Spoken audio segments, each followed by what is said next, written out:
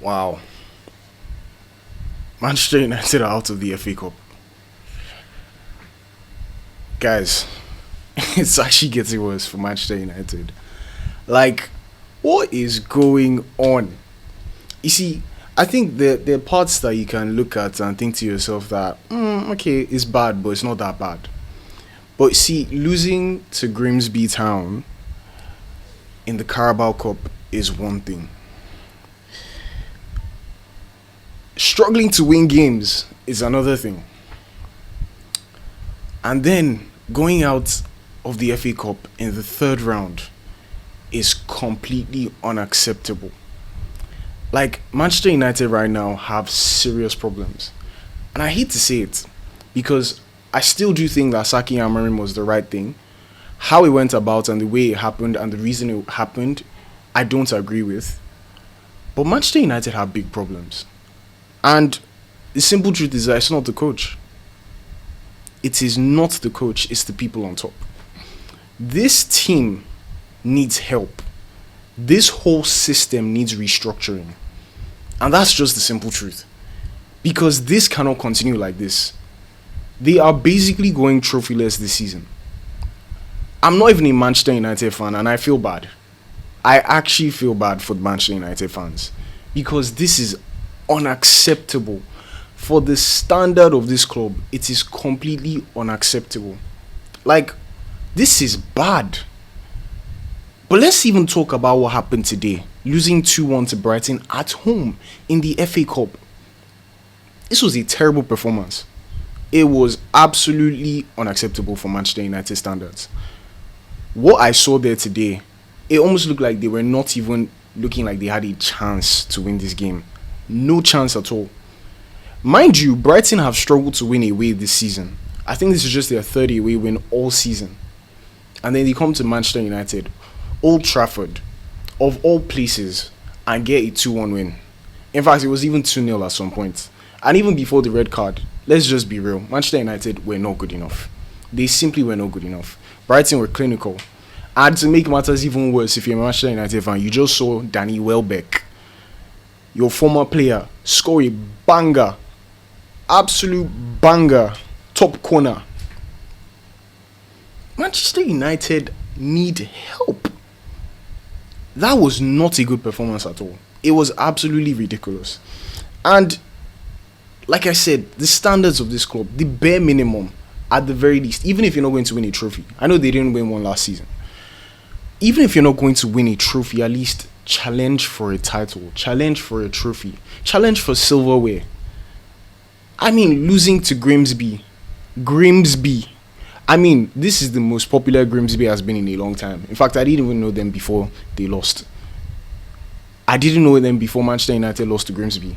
So, that's one thing. Now they're currently about 7th on the Premier League table, not looking good, not playing well. And then out of the FA Cup in their first game. In the third round. It's completely unacceptable, guys. And now, like, the question is, how have Manchester United even gotten worse after sacking the coach? They actually look worse than when they were under Amorim. When Ruben Amorim was there, it was not looking good, if I'm being real.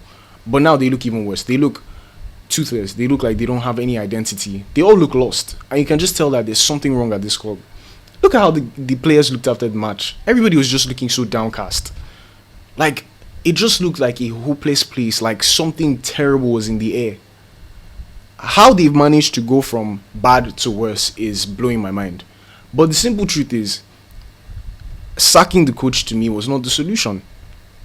I still think the coach was not good enough. I'm just going to be real with you guys. I said the numbers in the other video. A 37% winning ratio or winning percentage is rubbish. For a club like Manchester United, it's not good enough. This guy had so many losses, so let's not even go there. I think Ruben Amorim was just not doing the right things there. I know he was trying to create a structure, but I think the most important thing for any club is results. And if you're not getting the results, then I don't really know what to defend you with. Like, you keep saying we're going to suffer. Brother, you need to win matches. You need to win matches and you need to go up the table. You need to challenge for trophies. Nobody wants to suffer with you. Brother, nobody wants to suffer with you. But I do think that at this point now, looking at how they sacked Amorim, have things gotten better? Because the reason they sacked Amorim was very weird, in my opinion. It wasn't even for the bad results, which were, for me, enough to sack him. It was just because he went against their will. He spoke up against them, and they didn't like it. They're looking for somebody who's going to be a yes man. Oh, do this. Okay, I will do it. Okay, do that. Okay, I will do that. That's what they're looking for. Not a manager who's ready to bring them back to glory, in my opinion. And I don't even know what the project is. What exactly is the project? What exactly are the goals for Manchester United now? Because 13 years ago, I would not believe that this would happen. So, sacking the manager, like I said, for the results, okay. But it wasn't even for the results that he sacked him. So the question now is, now that he sacked him and they've gotten worse, who is going to help them? What is the solution? And now, with that being said, they want to bring in a caretaker manager. Guys, if you've liked the video up to this point, please don't forget to like, share with a friend if you think they might like it, and please subscribe. It really does a lot for this channel. Thank you so much. But the solution now for Manchester United, right now they have to get a caretaker manager. And the biggest names right now, Michael Carrick and Ole Gunnar Solskjær. Now, in my opinion, because of how much I actually liked watching Manchester United under Ole Gunnar Solskjær, I think he might be the best option. Michael Carrick too could probably be a good option, but it's looking like he's going to be one of them, and I don't think they're going to work together. So, the question now is, who do they bring in? I would love to see Solskjær back because I love the football that he played. It was not sustainable, in my opinion, and that's why he ended up still getting sacked. But it was entertaining, and it looked like they wanted something. They wanted results, and there was a feel-good factor at Old Trafford. You see the game and you're like, oh my goodness, like, let's go watch this. Like, there was something entertaining about it. There was something that showed you that Manchester United were looking to win matches and they were just playing with their best. It was not sustainable, like I said. There were still some results that you look at and it's like, this is not what we want for Manchester United in the long term. The performances were there, and with performances, sometimes you get good results. But more importantly, you need to look for a system that's going to work in the long term. So I know Manchester United are not thinking of putting Ole Gunnar Solskjær there for the rest of the next 2, 3, 4 years. But for now, I think that might be a good solution. Now, Michael Carrick could also be a good option. I don't really have much to say about his football because he never really managed United for a long time. So it could be a good option. It just really depends on who wants him more, who the club wants more. But at the end of the day, getting Carrick, getting Solskjær is not going to solve the problem that Manchester United have had over the last 13 years. They've sacked about 10 managers in 10 years. They've had 10 different managers in 10 years. So that's not sustainable. What is the solution? It's going to be at the top. And I'm glad that Manchester United fans are speaking about it. And the reason I'm glad about it, even as a Liverpool fan, is that I want to see the best teams playing the best football. It just makes the whole competition, it makes the Premier League, it makes all competitions feel a lot better. Imagine beating a team like Arsenal right now. You know that you've beaten the best team in the league.